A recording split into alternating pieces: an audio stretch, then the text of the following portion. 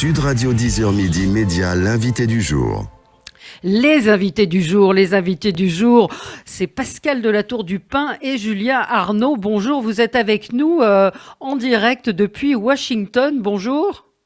Bonjour Valérie. Bonjour Valérie. Bonjour. À tous. Vous êtes là pour évidemment une édition spéciale sur LCI toute la journée. On va évidemment être avec vous pour suivre la dernière ligne droite pour l'élection présidentielle. Alors quelle est l'ambiance ?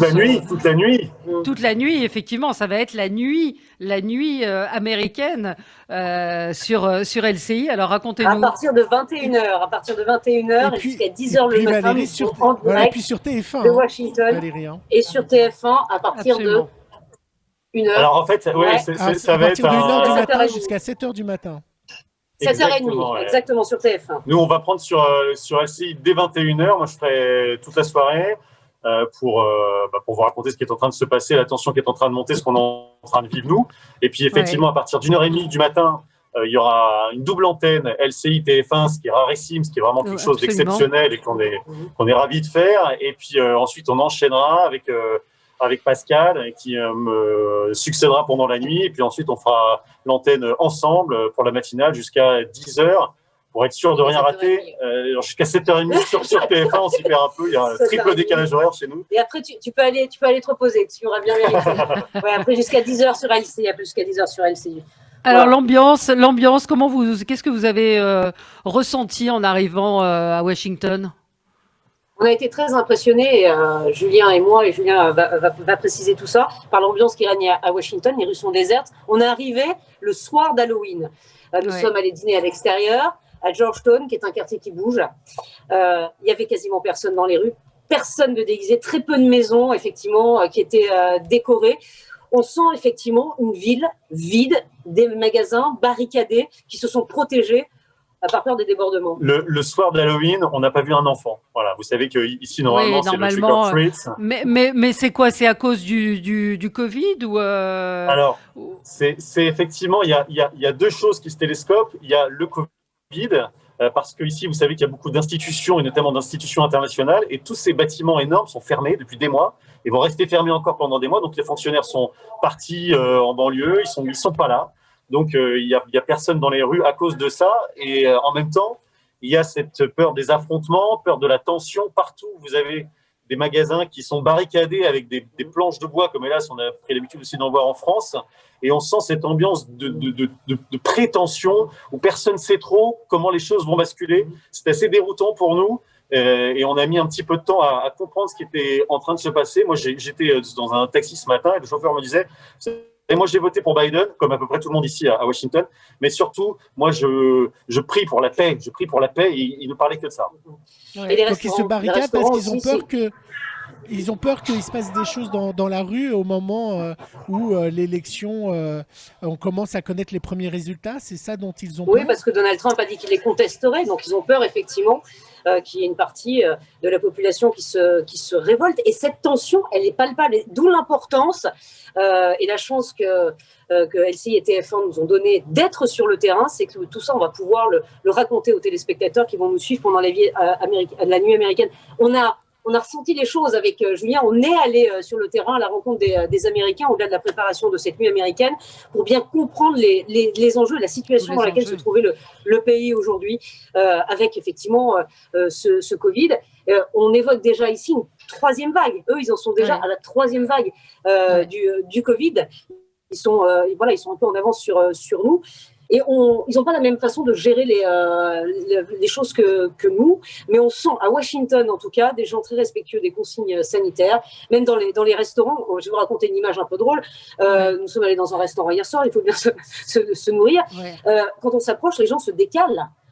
Poussent leur table. Vous voyez, la distanciation sociale, tout le monde porte son masque. Moi, je n'ai vu personne dans les rues sans son masque. Il y a les deux univers qui se côtoient, parce qu'on est aussi passé à côté d'un mariage samedi. Ah, c'est vrai. Et là, vous aviez les gens qui étaient tous ensemble, on a vu des gens se partager un joint, pour rien vous cacher, alors que, c'est vrai, ils se le passaient comme ça, de bouche en bouche, ils dansaient ensemble, et vous avez juste à côté les gens qui, effectivement, se poussent. Et cet antagonisme-là, qu'on a vu, nous, dans les rues, quoi, il se ressent au niveau national. Vous avez d'un côté ceux qui disent le plus important, c'est le Covid, de l'autre, ceux qui disent le plus important, c'est l'économie. En gros, l'économie, c'est Trump, le Covid, c'est Biden.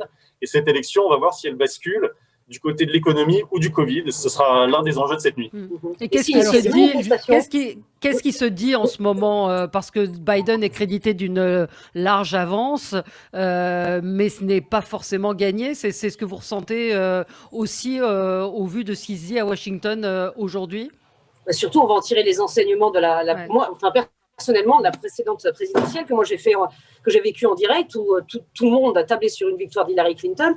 Donc, surtout, moi, je pense qu'on garde de la prudence.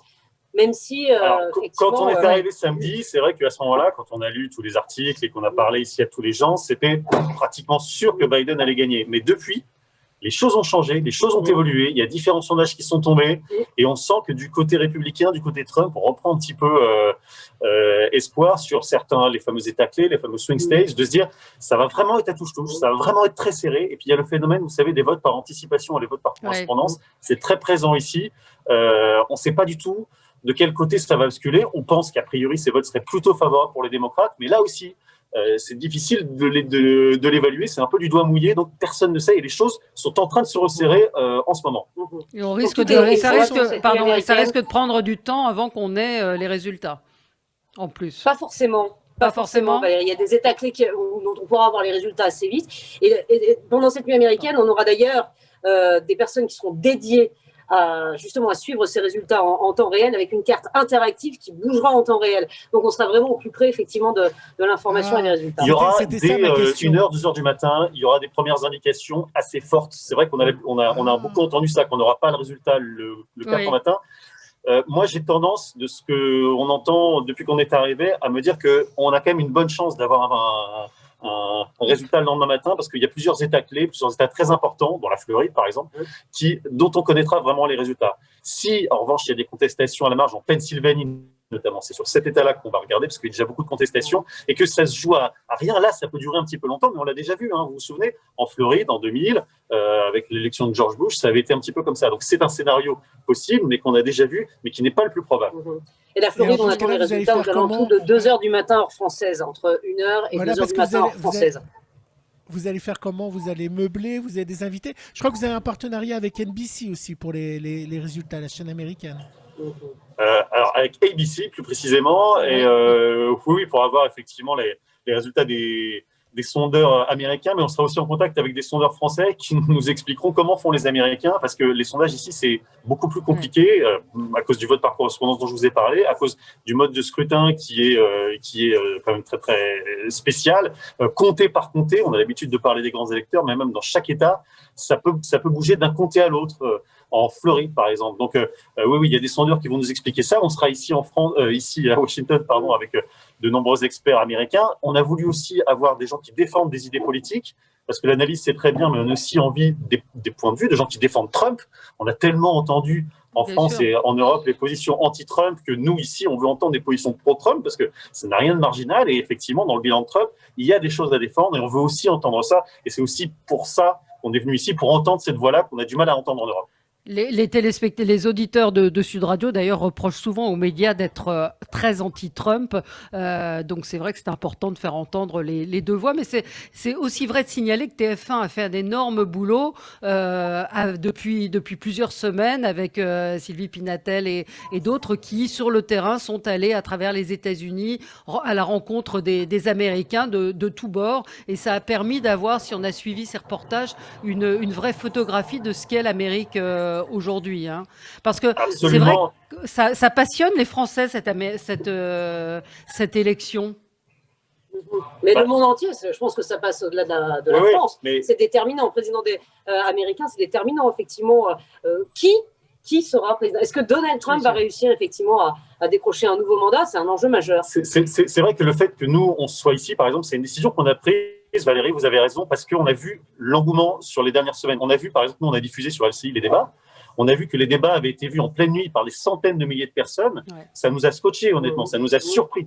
On s'est dit qu'il se passait vraiment quelque chose. Donc, c'est ça, On était en discussion depuis longtemps, on se demandait si on allait venir ou pas. Et quand on a vu ces résultats-là, ces chiffres-là, on a vu que les Français se passionnaient pour cette élection.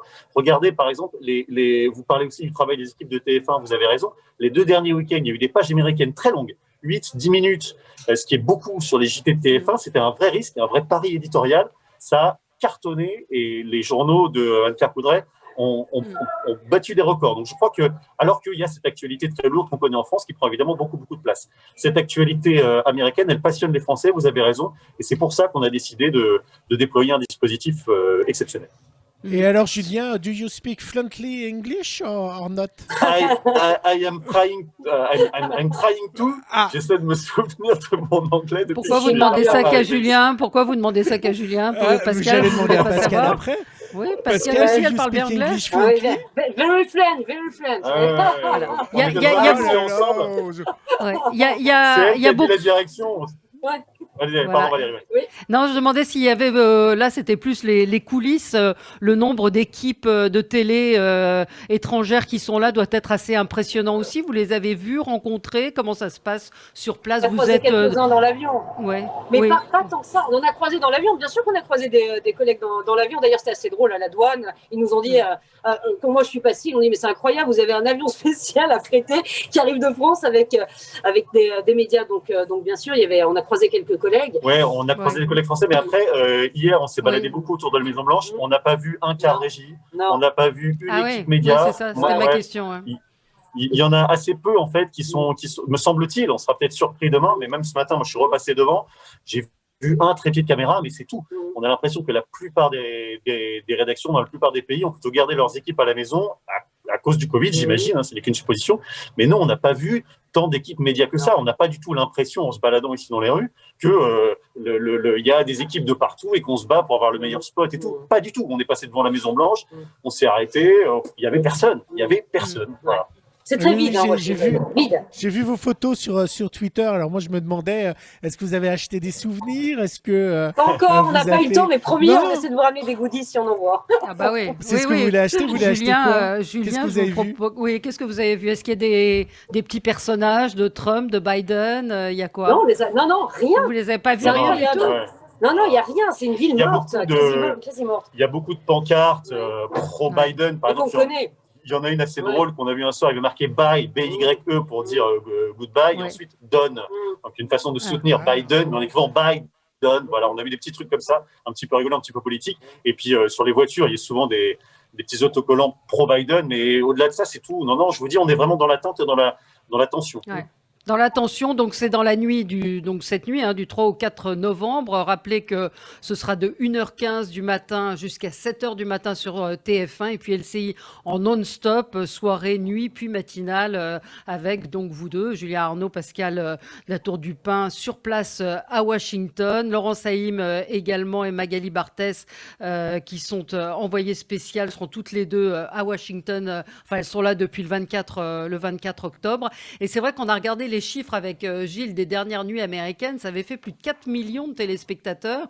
Donc, il y a du monde devant la télé cette nuit-là. Et oui, parce que moi, j'ai dit à Gilles, il n'y a personne qui regarde. Il m'a dit, si, 4 millions, 3 à 4 millions de téléspectateurs pour la dernière élection américaine. Ça veut dire que voilà, les Français sont prêts à se lever, d'autant qu'avec le confinement, ils pourront se lever plus tard après pour suivre cette nuit américaine. Gilles, une dernière question. Oui. Et puis moi, je voulais vous demander si vous pensez rester, si jamais les choses, évidemment, se dégradent, comme on en entend parler. Est-ce que TF1 ou LCI prévoit des éditions spéciales si c'est un peu le chaos dans la ville? Vous pensez à cette possibilité? Bien sûr qu'on y pense. Ouais, bien sûr qu'on y pense. Le mercredi soir, d'ailleurs, moi, je serai présent à nouveau en direct pour mon émission le soir.